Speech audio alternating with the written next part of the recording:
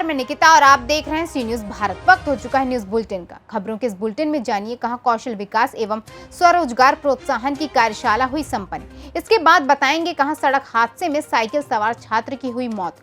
आखिर में जानेंगे कहां बाढ़ प्रभावित क्षेत्रों का जिलाधिकारी ने किया दौरा। ऐसी ही तमाम खबरों पर विस्तार से करते हैं चर्चा।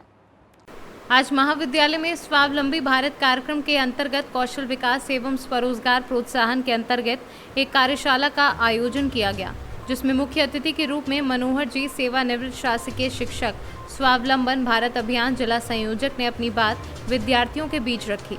भारत कैसे अपने गौरवशाली इतिहास के रूप में सोने की चिड़िया कहा जाता था एवं वर्तमान में हम कैसे स्वावलंबी बने, किस तरह से नए रोजगार का सृजन करें। आज सरकारी नौकरियों की कमी है, इसलिए हम पढ़ाई लिखाई के साथ स्वयं रोजगार स्थापित करें और समय समय पर प्रशिक्षण शिविर आयोजित होते हैं, उनमें सहभागी बने। कि महाविद्यालय पथरिया में स्वावलंबन भारत अभियान के अंतर्गत जो कार्यक्रम हुआ है उसका क्या उद्देश्य है? मैं स्वावलंबी भारत अभियान के माध्यम से सभी को बता देना चाहता हूं कि ये भारत में, संपूर्ण भारत में बड़े जोरों से अभियान चल रहा है।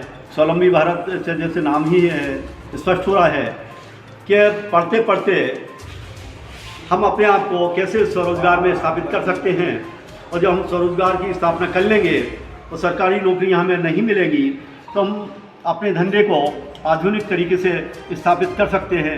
यही भारत का सपना है, क्योंकि सरकारी नौकरी उतनी है नहीं है।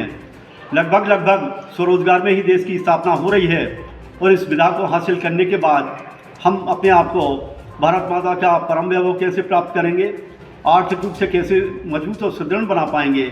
आज के युवाओं को यह संदेश देने का कार्यक्रम डॉक्टर प्रोफेसर सोनी जी के माध्यम से यह सौभाग्य मिला महाविद्यालय पथरिया में कि हम कार्यशाला कर पाए और बच्चों में अंकुर के रूप में यह विषय रख पाए।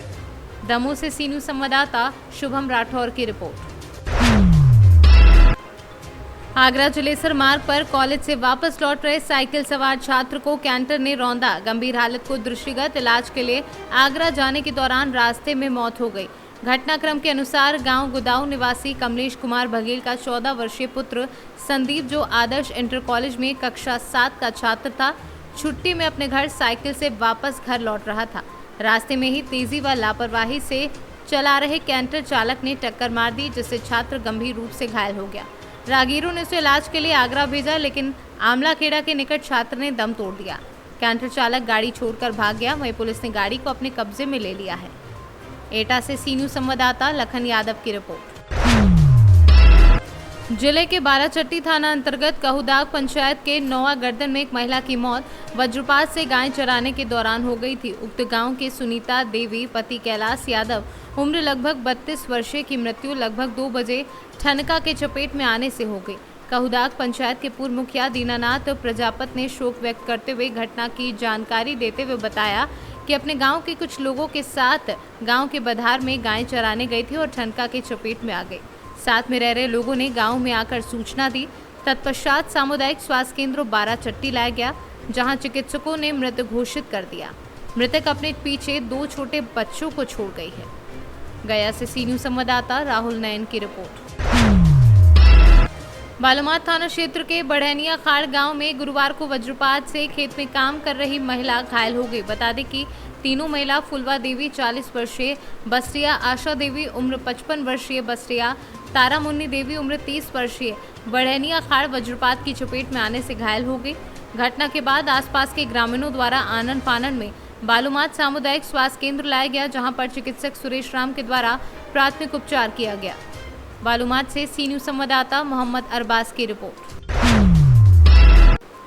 जिलाधिकारी संजय कुमार खत्री ने गुरुवार को बाढ़ से प्रभावित हुए क्षेत्रों सर्कुलर रोड, राजापुर सहित अन्य क्षेत्रों का भ्रमण कर साफ सफाई की व्यवस्थाओं का जायजा लिया।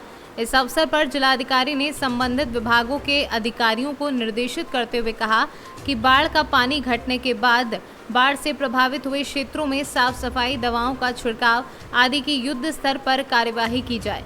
जिलाधिकारी ने कहा कि आम जनमानस को किसी भी तरह की असुविधा उत्पन्न न हो, इसका ध्यान रखा जाए। उन्होंने कहा कि ऐसे समय पर संक्रामक बीमारियों के फैलने का अंदेशा रहता है, इसलिए सभी गली मोहल्लों स्थित आवासीय क्षेत्रों में साफ सफाई की मुकम्मल व्यवस्था बनाई रखी जाए। उन्होंने स्वास्थ्य विभाग को बाढ़ से प्रभावित हुए क्षेत्रों में कैंप लगाकर स्वास्थ्य परीक्षण करने तथा वहां पर दवाओं का वितरण भी करने के लिए कहा।